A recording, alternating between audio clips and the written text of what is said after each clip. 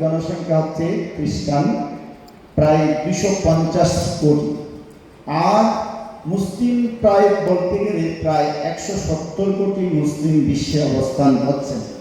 আমরা 140 যদিও ধরে নিই, তার মধ্যে 250 কোটি খ্রিস্টানের জন্য 73টি দেশ রয়েছে, 73টি রাষ্ট্র খ্রিস্টান রাষ্ট্র আছে। কিন্তু মুসলিম 170 কোটি যদি আমরা পাই ধরে থাকি, তাদের জন্য 53টি রাষ্ট্র রয়েছে। সামান্য 2 কোটি ইহুদি, অর্থাৎ যে ইসরায়েল আমরা দেখেছি অনেক শক্তিশালী, তাদের জন্য একটা সেই ইসরায়েল রাষ্ট্র আছে ইহুদির জন্য, কিন্তু হিন্দুদের জন্য কোনো রাষ্ট্র নেই। যা একটা ছিল নেপাল, সেটাও আমাদের থেকে হাতছাড়া হয়েছে। তাই এর কারণ কি? আমরা হিন্দুরা আমাদের এই ধর্ম সম্বন্ধে অনেকেই জ্ঞাত নয়, কারণ আমাদের ধর্ম ব্যবস্থাকে বিভিন্ন ইংরেজ, মুঘল, পাঠান এসে বারবার ধ্বংস করেছেন।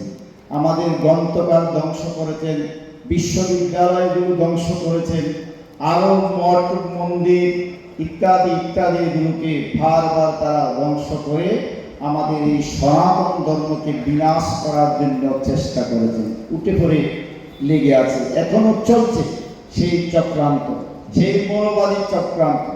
কিন্তু আমরা 120 কোটি এই হিন্দু এই ভারতবর্ষে প্রায় আমরা আছি।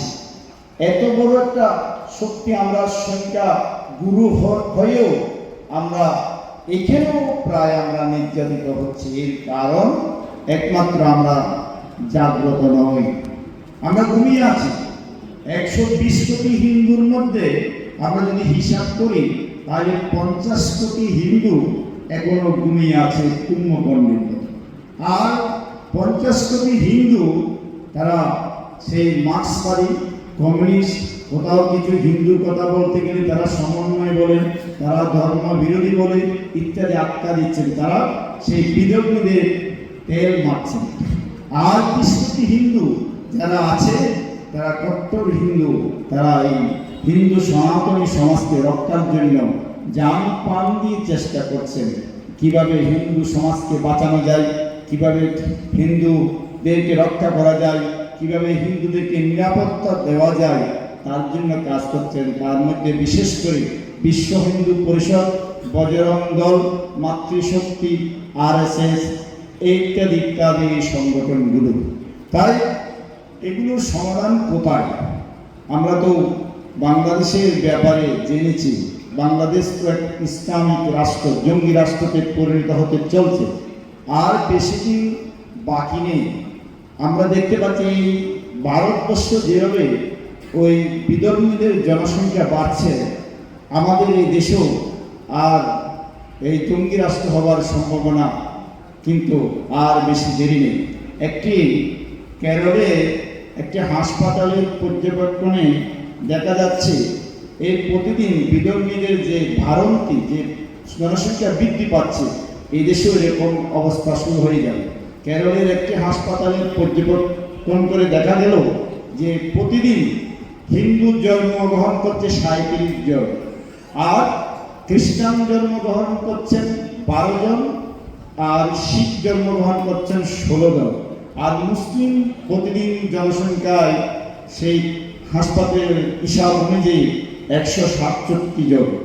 এবং পুরা ভারতবর্ষে সেই হিন্দু প্রতিদিন জনসংখ্যা জন্মগ্রহণ করে শিশুদের জন্মের হার 3337 জন, আর খ্রিস্টান 1222 জন, আর যে শিখ 1117 জন, মুসলিম জনসংখ্যা প্রতিদিন 58,167 জন।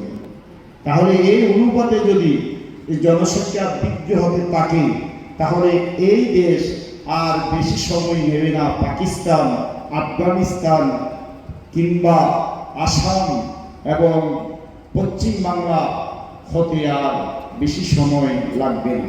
তাই হিন্দুদেরকে সচেতন হতে হবে, আমাদেরকে সেই শাস্ত্র বলছেন সংঘবদ্ধ হও, তোমরা সঙ্গ শক্তি আমাদের অনেক আছে। কিছুক্ষণ আগে সফলতা বলছিলেন হিন্দুর বিদ্যা আছে, বুদ্ধি আছে, শক্তি আছে, সামর্থ্য আছে, সব কিছু আছে, কিন্তু হিন্দুর ঐক্যতা নেই। ঐক্যতা না থাকার কারণে তারা বারবার আমাদেরকে আক্রমণ করছে। আমরা বিভক্ত, বিভিন্নভাবে বিভক্ত, জাতিবাদ, বর্ণবাদ, সমাজবাদ, গুরুবাদ ইত্যাদি ইত্যাদি বর্ণে আমরা বিভক্ত হয়ে আছি। এই বিভক্ত হওয়া থেকে আমাদের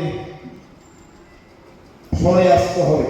আমাদের বেদ বলছে সংগচ্ছদ্দম সংবদদ্দম সংভ মনাংশ জানতাম দেবালয়ে যথা পূর্বম সংজাননা উপাসতে। তোমরা সংঘবদ্ধ হও, সঙ্গ শক্তি কুলযোগে তোমরা সংঘবদ্ধ হয়ে সেই যজ্ঞের ফল বন্টন করো, একসাথে চলো, এক কথা বলো, একই পথে কাজ করো, তাহলে পৃথিবীতে আবার শান্তি ফিরে আসবে। তাই আমাদেরকে এখন যুদ্ধ করতে হবে। শুধু আমরা শাস্ত্র পড়লাম, আমরা শাস্ত্র জানলাম, আমরা ঘরে বসে শুধু জপ মালা কীর্তন করলাম, কিন্তু দেশ যদি চলে যায়, দেশ যদি হাতছাড়া হয়ে যায়, তাহলে সে আর জায়গা পাওয়া যাবে না। কীর্তন করার, নাম করার, সেই সাধনা করার আর জায়গা থাকবে না। তাই আমাদেরকে সচেতন হতে হবে, আমাদেরকে লড়তে হবে। কিসের জন্য লড়তে হবে? এই ভারত মাতাকে রক্ষা করার জন্য আমাদের লড়তে হবে, এই দেশের জন্য আমাদেরকে লড়তে হবে, এই দেশের সুরক্ষার জন্য আমাদেরকে লড়তে হবে, এই দেশের মানুষের জন্য আমাদেরকে লড়তে হবে, এই দেশের পতাকার জন্য আমাদেরকে লড়তে হবে। তাহলে আমরা এই জঙ্গির হাত থেকে, বিশেষ করে যারা এই ধর্মকে যারা সর্বনাশ করতে চায়, তাদের থেকে আমরা রক্ষা পাব। তাই সঙ্গ শক্তি কলিযুগে একমাত্র সঙ্গ শক্তি যদি থাকে, তাহলে আর কেউ আমাদেরকে টলাতে পারবে না। আমরা বাংলাদেশ চলো, আমরা দেখতে পাই বিভিন্ন সময় আমরা অনেক কিছু বলি, কিন্তু আমরা দেখা যায় সংখ্যায় অনেক কমে যায়। সেখানে আমরা ঐক্যতা সৃষ্টি করতে হবে।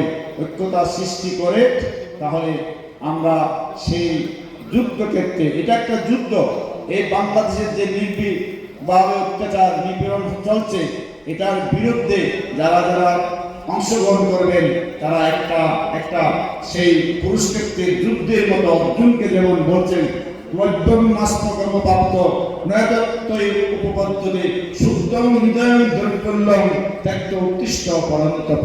হে অর্জুন, তুমি উঠো, যুদ্ধ করো, তোমার স্বভাবত ধর্ম, তুমি যুদ্ধ করো, তুমি ক্ষত্রিয়, শুধু বসে থাকতে চলবে না।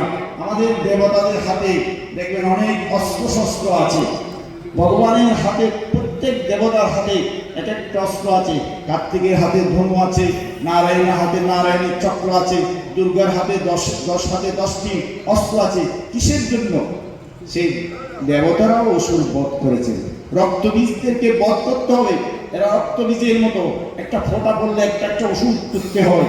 এইভাবে ওষুধদেরকে দমন করার জন্য, সেই ওষুধেরকে দমন করার জন্য কি মা আবার সেই চামুন্ডা কালী রূপ ধারণ করে সে রক্ত পান করেছিল।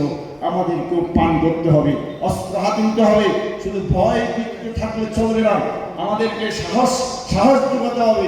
হিন্দুর সব কিছু আছে, সাহসও আছে বটে, কিন্তু ঐক্যতা নাই। সে ঐক্যতা শক্তি জাগ্রত করতে পারলে তাহলে হিন্দু অজয় হয়ে যাবে।